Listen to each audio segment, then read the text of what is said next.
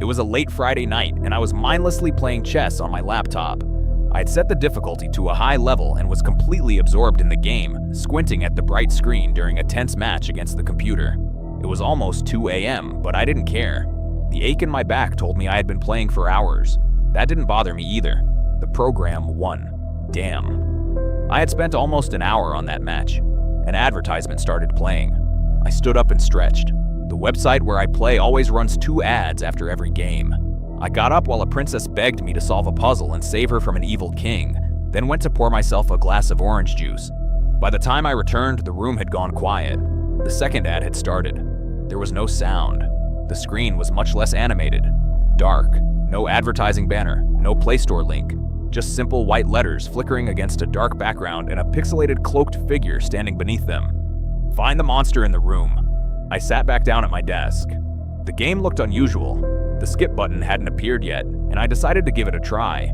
I clicked start, and a pixel art bedroom appeared in a fantasy style. Stone walls, a canopy bed, a writing desk with a round mirror, and an ornate wardrobe. Candles cast animated shadows, and tiny pixel bats occasionally fluttered across the ceiling. In one corner of the room stood a hunched, cartoonish vampire. I clicked on it and it vanished with a pop. A message appeared. Congratulations! You saved the princess and found the monster. Continue. The skip button still wasn't there. I continued. The game felt oddly cozy, and I liked the animation style. Find the monster in the room. This time, the room was a classroom filled with colorful desks and toys. Children's drawings covered the walls, and sunlight streamed softly through the blinds. The monster turned out to be a tiny gnome with pointed ears hiding beneath a desk. He looked cute and not scary at all. I clicked on him. He let out a high-pitched squeal and vanished. The next level featured a werewolf in a rose garden, then a mummy in a library. I still couldn't skip the ad, but it didn't bother me. I needed a break after getting crushed by the chess engine. After about 10 levels, the difficulty started to increase. Now the monster was only partially visible, hiding under beds, behind bushes or curtains, or reflected in windows and mirrors, or visible only as a shadow. Before long, around level 20, I was having trouble finding it. The game began offering hints. Pay attention to unusual objects, and monsters prefer corners.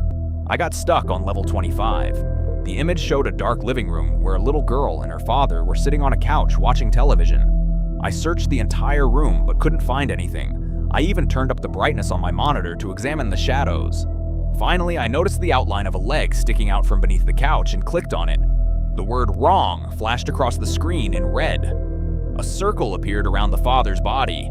That was the monster. He killed the mother and hid her under the couch. The daughter could not be saved. Lives remaining, 2/3. I leaned back in surprise. Damn, this game was a lot darker than I had expected. I clicked continue, and a bathroom appeared on the screen where a grandmother was helping a child get dressed. I examined the image but couldn't find anything, so I decided to take a guess and clicked on the grandmother. Wrong. I leaned closer to the monitor, squinted, and saw a pale, swollen face.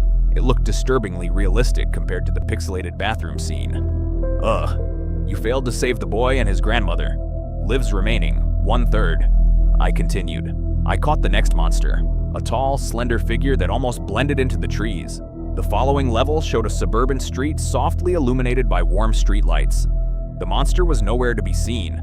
I carefully examined the image but couldn't find anything. Still, I was determined. I must have stared at the screen for 10 minutes before finally giving up and clicking at random. Wrong! A circle appeared in the darkness. You failed to save the young man. Lives remaining, 0/3. Game over. Better luck next time. Tip: just because you can't see something doesn't mean it isn't there. There was no option to play again. The pop-up window closed. I was left feeling slightly unsettled, though I was also impressed by how original the game was and how effectively it built tension. I went back to playing chess. On Saturday night, I went out with some friends and was walking back to my single-story suburban home, drunk and a little buzzed. My mind was completely blank, and the cold night air felt pleasantly refreshing. Step by step, I made my way home. Then I noticed a motionless human figure in the distance. I couldn't tell whether the person was facing me or not, but they seemed slightly hunched over and were twitching faintly. Nope, I thought. I may be drunk, but I'm not stupid.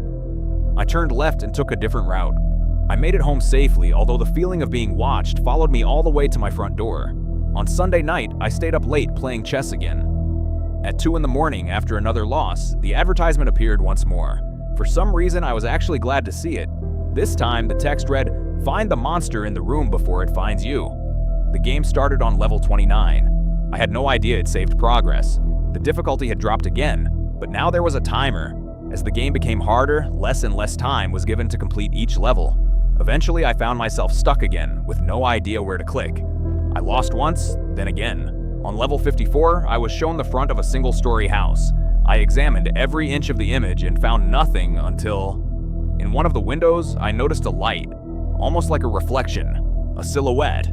Ha! Got you! I clicked on it. Wrong! That's the player. This is the monster. A circle appeared on the neighboring window. There was nothing there. I squinted at the image, studying it closely, and then I heard a loud crash in the kitchen. I nearly jumped out of my chair. My breath caught in my throat. It felt like an eternity before I could breathe again. My body went limp. What the hell? Game over. Better luck next time. Tip: the more often you find it, the better it hides. To hell with this, I said, and headed to the kitchen to see what had caused the noise. I know what you're going to say. Stupid. That's what people do in horror movies. But I couldn't just sit locked in my room. You have to find the source of the noise before it finds you, right? There was nothing in the kitchen. Nothing in any of the other rooms either. I know. It was stupid to look. That night, I locked my bedroom door before going to bed. I searched the entire house and found nothing. But just because you can't see something doesn't mean it isn't there.